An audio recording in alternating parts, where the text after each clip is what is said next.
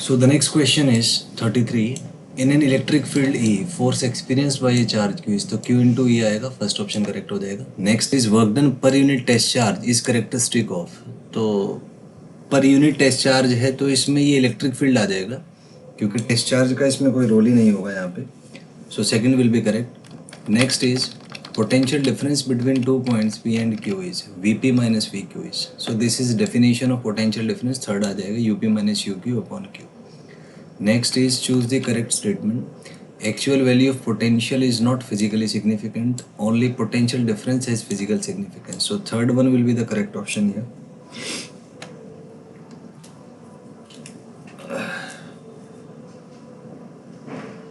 So ये correct हो जाएगा. Next is if we consider potential at infinity to be zero, then potential at a given point is defined as work done by external force in taking unit positive charge from infinity to that point without acceleration. So first इसमें correct आ जाएगा. So यहाँ पे first correct हो जाएगा क्योंकि यही इसका definition है.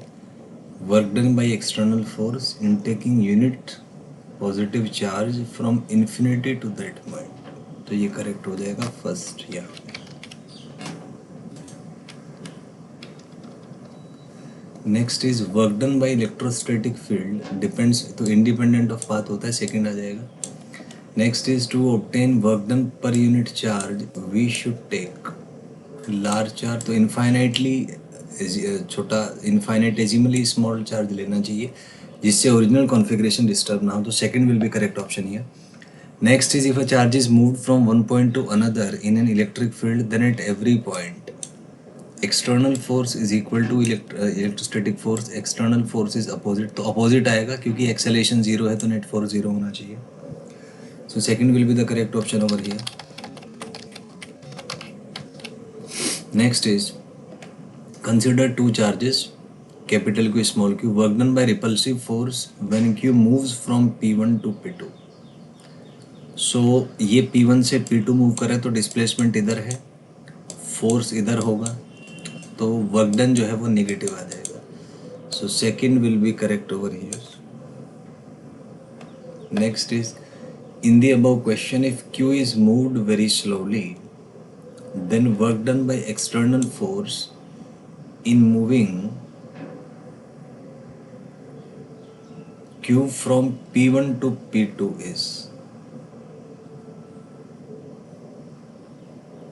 तो एक्सटर्नल अब वेरी स्लोली अगर मूव करा रहा है इसका मतलब नेट फोर्स जीरो होगा, तो रिपल्सिव फोर्स इधर है तो इसका मतलब एक्सटर्नल फोर्स यहाँ होगा. तो एक्सटर्नल फोर्स और डिस्प्लेसमेंट की डायरेक्शन सेम है तो work done by external force यहाँ पे पॉजिटिव आ जाएगा. So first one will be correct over here.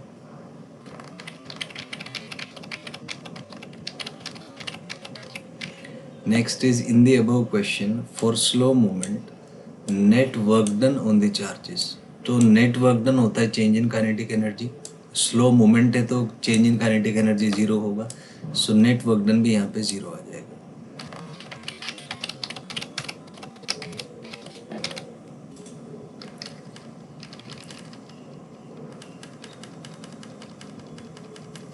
Next is in the above question work done by the external force in slowly moving a unit charge from infinity to a radial distances.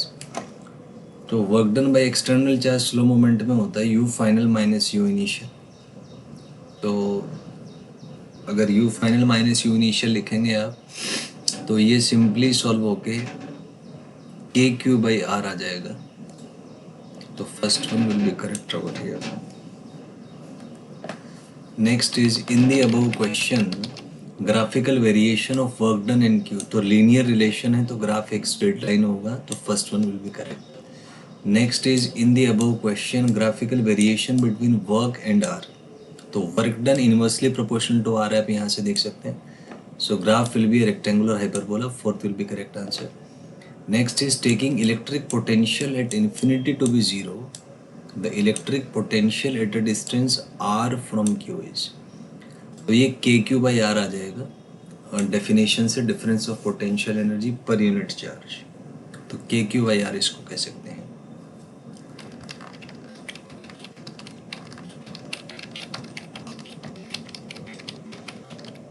Next is let magnitude of electric field due to a point charge q at a distance r is e and electric potential at the same point is v, taking v infinity is 0, then e is greater than v, e less than v, e equal to v। तो ये सारा radial distance पे depend करेगा, तो all आ जाएगा इसमें, क्योंकि अगर डिस्टेंस 1 से कम होगा तो के क्यू बाई आर है, तो इसका आप रेशो लेंगे तो यहाँ से आ जाएगा आपका E is equal to v by are.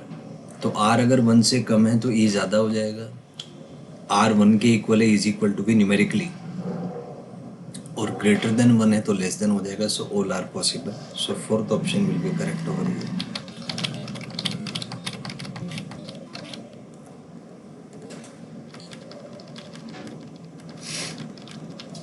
Next question is figure shows variation of some functions of an electric charge. We can say that A represents electric field, B represents electric potential।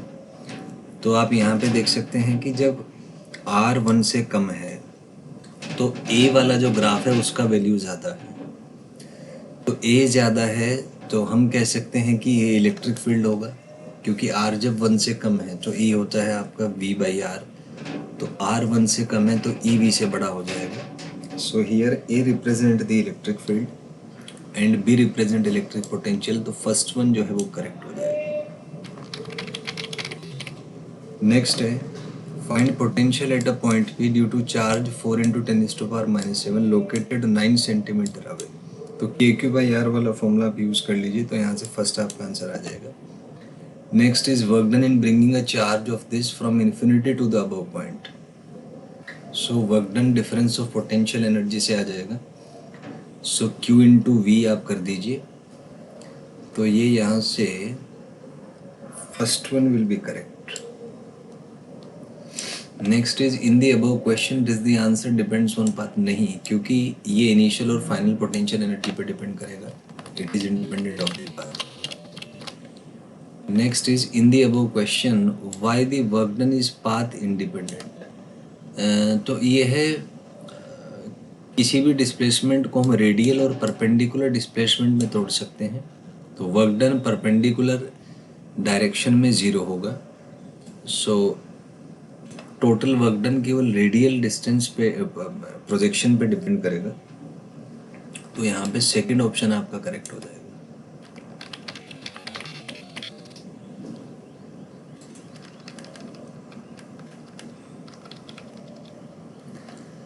Next is electric field due to an electric dipole depends on distance r depends on yes kp cos theta by r square या 2 kp cos theta by r square होता है, r cube होता है sorry electric field वाला, तो इसमें angle dependency आती है, so both will be correct, ये आ जाएगा।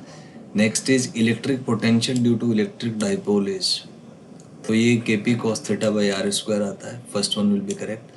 Next is electric potential can be written as, तो पी कोस थीटा को आप पी डॉट आर कैप भी लिख सकते हैं, यूनिट वेक्टर है तो नीचे स्क्वायर, ऊपर वेक्टर है तो नीचे cube, so both will be correct over here.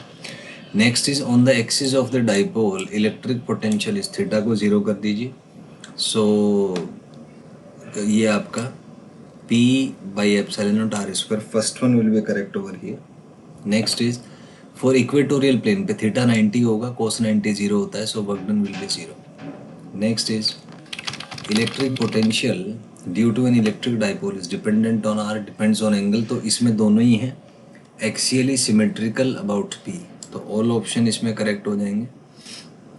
Axially symmetrical मतलब अगर 2 थीटा सेम है तो पोटेंशियल भी सेम होगा सिमेट्रिकली, तो ये भी करेक्ट है, तो fourth will be correct over here. Next is axially symmetric about P means if we rotate P about R, electric potential at P will be same. Next, if we rotate R about P keeping theta constant, potential at all positions of P will remain same.